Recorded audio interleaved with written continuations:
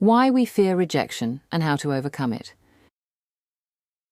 You felt this before. You're about to send the message, but you hesitate. What if they ignore it? What if they leave you on read? What if they don't feel the same way? So you delete it.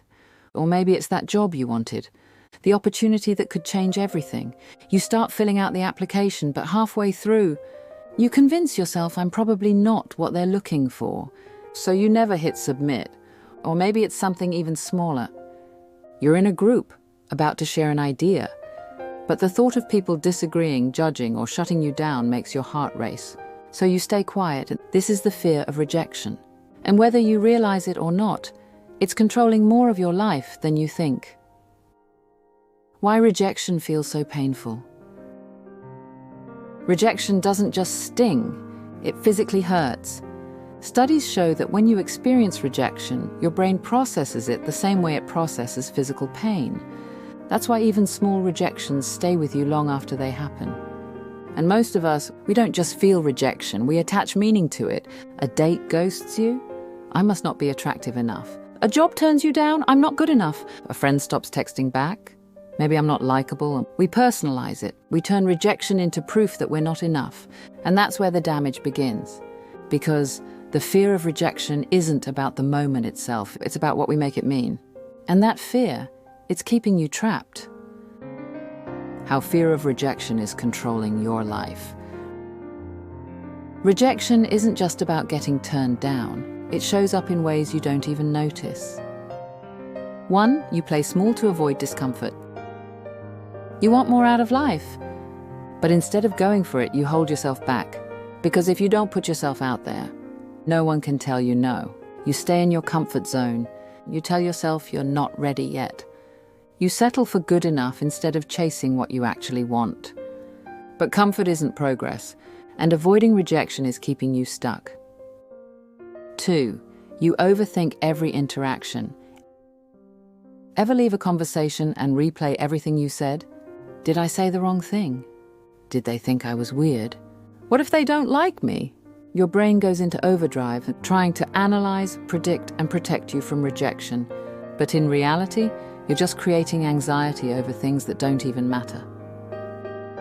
3, you settle for less because it feels safer.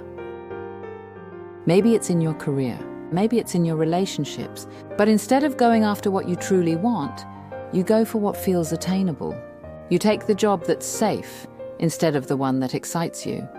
You stay in relationships that are comfortable instead of fulfilling. You lower your standards because getting rejected feels worse than settling. But settling is just self-rejection, and the longer you do it, the more you lose yourself. Rejection isn't the enemy, avoiding it is. Every successful person you admire has been rejected more than you can imagine. Every major breakthrough came after multiple failures. Every confident person you see isn't fearless. They've just stopped letting rejection define them. Rejection isn't proof you're failing. Rejection is proof you're in the game. The people who avoid rejection, they stay stuck. The people who embrace rejection, they grow faster than anyone else. So the question is, are you willing to shift your mindset? Are you willing to stop fearing rejection and start using it? Here's how. How to stop letting rejection control you. Instead of running from rejection, you need to redefine what it means. Because rejection only destroys you if you give it the wrong meaning. 1. Separate rejection from your identity. Rejection is an event, not a definition of your worth. When someone says no, they're rejecting an opportunity, an idea, a moment, not you as a person. Most people let rejection shrink them. Successful people learn from it, adjust, and keep moving. Will this rejection make you smaller, or will it make you stronger? 2. Increase your tolerance for rejection. The more you avoid rejection, the weaker you become. But the more you experience it, the less power it has over you. Here's a challenge. Seek out rejection on purpose. Apply for something even if you're unsure you'll get it. Start a conversation with someone outside your comfort zone.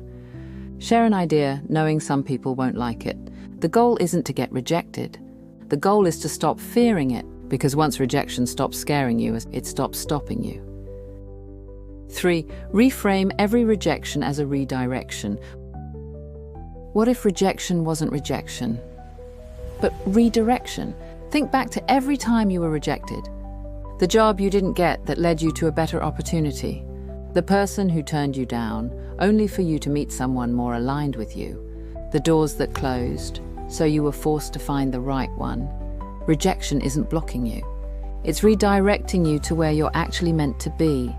If you take it personally, you stay stuck.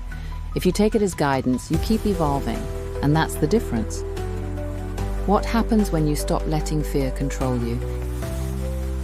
Imagine what would happen if rejection stopped scaring you. You'd stop overthinking every little thing.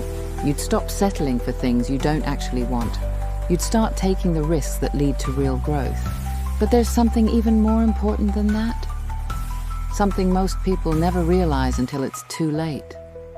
When you let the fear of rejection control you, you don't just miss out on opportunities, you miss out on yourself. The version of you that could have been. The life you were meant to live. The experiences, the relationships, the breakthroughs, all lost because fear held you back. So now, you have a choice. Let rejection keep controlling your life, or start using it as fuel. Because once you stop fearing rejection, you start playing small, you start taking action, and you start building the life you actually want. The strongest, most successful people don't avoid rejection. They embrace it. And if you want to unlock your full potential, you should too.